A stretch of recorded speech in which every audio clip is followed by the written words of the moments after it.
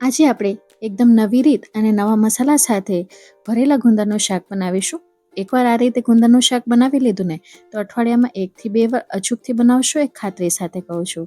તો આવું ચટાકેદાર ટેસ્ટી નવા મસાલા સાથે ગુંદરનું શાક બનાવવા માટે આપણે 250 ગ્રામ જેટલા ગુંદા લીધા છે, જેને 2 પાણીથી ધોઈ લીધા હતા અને કોરા કરી લીધા છે. ઉપરની જે ડીંટીનો ભાગ છે એને કાઢી લીધો છે. હવે ગુંદાને સાફ કરવા માટે ફટાફટ પહેલાં તો નીચે આવી રીતે છાપું પાથરી દેવાનો, એટલે ચિકાશ ન થાય. દસ્તાની મદદથી આવી રીતે મારતા જવાનું. થળિયાનો ભાગ આપણે પાછળથી કાઢીશું. તો ચમચીના પાછળના ભાગેથી આવી રીતે થળિયાને દૂર કરીશું, અંદર મીઠું નાખીશું અને આવી રીતે ઘસી કાઢશું. તો આરામથી બહુ જ સરળતાથી આવી રીતે એની ચિકાશ દૂર થઈ જાય છે. તો આ રીતે આપણે અહીંયા બધા જ ગુંદામાંથી ચિકાશ કાઢી લીધી છે. તો જો આ રીતે તમે ગુંદાની ચિકાશ કાઢશો ને તો બિલકુલ પણ વાર નથી લાગતી અને સમય પણ નથી લાગતો. તો અહીં બધા ગુંદામાંથી આપણે ચિકાશ કાઢી લીધી છે. હવે સ્પેશિયલ મસાલો બનાવવા માટે આપણે એક મિક્સર જારની અંદર 1/4 કપ જેટલી ખારી શીંગ લીધી છે. ખારી શીંગ ન હોય તો તમે સિંગદાણાનો પણ ઉપયોગ કરી શકો છો. શેકીને લેવાના. હવે સ્વાદ અનુસાર મીઠું નાખીશું. ખારી શીંગમાં પણ મીઠું હોય છે, એટલે મીઠું સાચવીને નાખવાનું. ગળપણ માટે મેં અહીંયા ખાંડનો ઉપયોગ કર્યો છે, તમે ગોળ પણ નાખી શકો છો.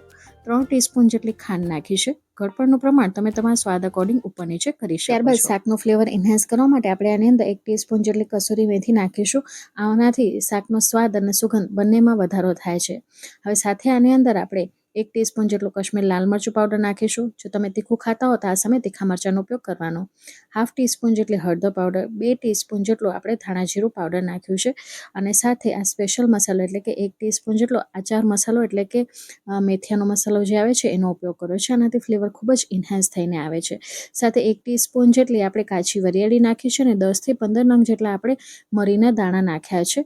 હવે આની અંદર આપણે 1 ટીસ્પૂન જેટલો ગરમ મસાલો નાખીશું. તો દાળ શાકનો જે કોઈ પણ ગરમ મસાલો તમે વાપરતા હો એનો ઉપયોગ કરી શકો છો. હવે બધી વસ્તુને આપણે ઓન ઓફ કરીને પીસી લેશું, એટલે આ રીતનો આપણો ડ્રાય પાવડર તૈયાર થઈ જાય. આ રીતનો ડ્રાય પાવડર મસાલો તૈયાર થાય એ રીતનું ધ્યાન રાખવાનું છે. એકદમ પીસી નહીં નાખી, નહીં તો શિંગદાણામાંથી તેલ છૂટું પડી જશે. હવે આને આપણે છે ને એક બાઉલની અંદર કાઢી લેશું. અગાઉ આપણે આની અંદર કસૂરી મેથી નાખી હતી, તો એ પાવડર ફોર્મમાં પીસાઈ જાય છે, પણ દેખાવમાં પણ આવે અને એનો ફ્લેવર પણ એન્હાન્સ થઈને આવે ને એ માટે કહીને 1 ટીસ્પૂન જેટલી કસૂરી મેથી મેં આ સમયે પણ નાખી છે. હવે આની અંદર 3 ટીસ્પૂન જેટલા આપણે શેકેલા તલ નાખીશું. તો આ ચોખ્ખી નાખવાના, આનાથી નટી ફ્લેવર પણ આવે છે અને શાકનો સ્વાદ પણ વધી જાય છે. તો તલનું પ્રમાણ પણ તમે તમારા સ્વાદ અકોર્ડિંગ ઉપર નીચે કરી શકો છો.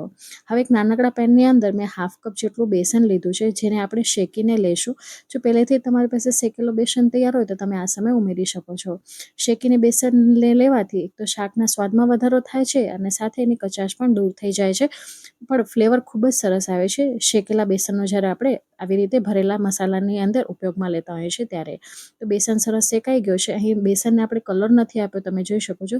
સેજ ભીની ભીની સુગંધ આવવા લાગે એટલે આપણે કાઢી લેવાનું છે અને તૈયાર કરેલા મસાલાની અંદર આપણે આને નાખી દઈશું.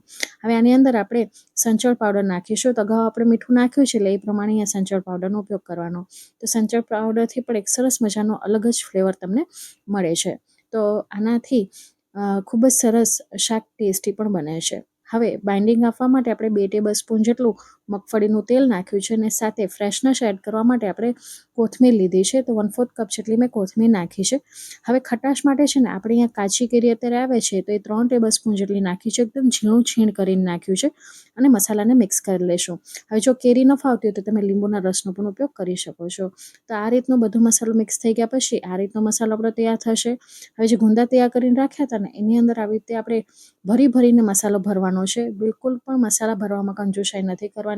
આવી રીતે એકદમ દબાવીને પૂરા ભરાય ત્યાં સુધી આપણે બધા જ ગુંદાને ભરી લેશું. તો અહીં આ રીતે આપણે બધા જ ગુંદાને ભરી લીધા છે અને છેલ્લે તમારે થોડોક મસાલો વધશે જ, એ મસાલાનો આપણે ઉપયોગ પાછળથી શાકમાં કરીશું.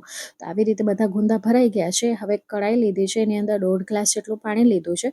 વચ્ચે આ રીતનું આપણે કાઠું મૂકી દઈશું. ઉપર આપણે એક પ્લેટ મૂકીશું અને પ્લેટની અંદર આપણે એક વાટકી મૂકીશું અને વાટકીની અંદર પણ આપણે થોડુંક પાણી નાખવાનું છે. તો આ રીતે આપણે ગુંદાને બાફીને લેશું. જો તમે સીધા વઘારમાં મૂકો છો ને તો મસાલો છે ને બળવા લાગે છે અને કડક થઈ જાય છે. તે જે ખાતી વખતે સારું નથી લાગતું. એ માટે કરીને આપણે આ રીતનું પ્રોસેસ કરીએ છીએ. હવે નીચેથી પાણી ગરમ થવા લાગ્યું છે, એટલે પ્લેટની અંદર આપણે ગુંદા મૂકી દઈશું અને આ રીતે શાક બનાવશો ને ખૂબ જ ફટાફટ બની જાય છે. બિલકુલ પણ મસાલો બળતો નથી અને શાક પણ ખૂબ જ ટેસ્ટી તૈયાર થાય છે. લીડ કવર કરીને આપણે લગભગ 5 થી 7 મિનિટ સુધી બાફીશું. બહુ વધુ વાર લાગતી નથી. ગેસની હાઈ ફ્લેમ ઉપર જ મેં આને સ્ટીમ કર્યા છે.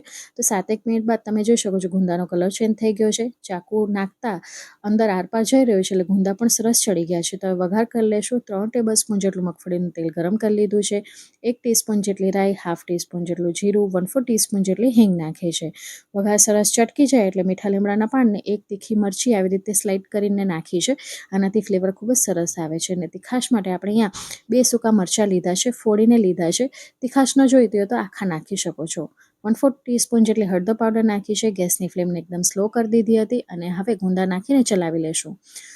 હળદરને આવી રીતે તેલમાં નાખવાથી ગુંદાનો કલર ખૂબ જ સરસ જળવાઈ રહે છે અને સારો લાગે છે. હવે ઉપરથી ચપટી જેટલું આપણે મીઠું નાખીશું જેથી બહારથી ખાતી વખતે ગુંદા છે ને ફીકા ન લાગે. અને સાથે 1 ટીસ્પૂન જેટલી આપણે ખાંડ નાખીશું. આવી રીતે ઉપરથી પણ થોડાક મસાલા નાખવાથી જે ગુંદાનું બહારનું લેયર છે ને એ ફીકું નથી લાગતું.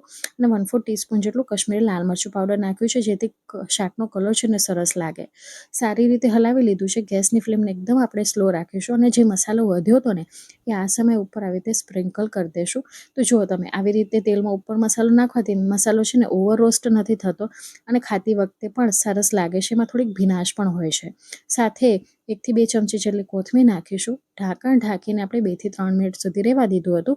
2 થી 3 મિનિટ બાદ શાક તૈયાર છે પીરસવા માટે. તો તમે જોઈ શકો છો રોટલી, રોટલા, ભાખરી, ખીચડી સાથે પણ આ શાક ખૂબ જ સરસ લાગે છે. અને એકવાર સિઝનમાં આ શાક તો જરૂરથી ખાવું જોઈએ કારણ કે ગુંદા આપણા ઘૂંટણ માટે, સાંધાના દુખાવા માટે ખૂબ જ જરૂરી છે અને ખૂબ જ ફાયદાકારક હોય છે. એટલે અચૂકથી આ ગુંદા ખાવા જોઈએ. તો તૈયાર છે આપણું ભરેલા ગુંદાનું શાક. હેલો ફૂડીઝ, તો આ રેસીપી તમને કેવી લાગી કમેન્ટ બોક્સમાં તમારો અનુભવ શેર કરવાનું ભૂલતા નહીં. તમે મારી રેસીપી કયા ગામ, કયા શહેર, કયા મેગા સિટીથી જોવો છો એ પણ કમેન્ટ બોક્સમાં જરૂરથી જણાવજો. એ જાણીને મને ખૂબ જ આનંદ થશે કે મારી રેસીપી દેશના કયા ખૂણા સુધી પહોંચી છે. હું ફરી મળીશ આવી જ નવી ઇન્ટરેસ્ટિંગ રેસીપી સાથે. ત્યાં સુધી આવજો. Bye, take care. Thanks for watching.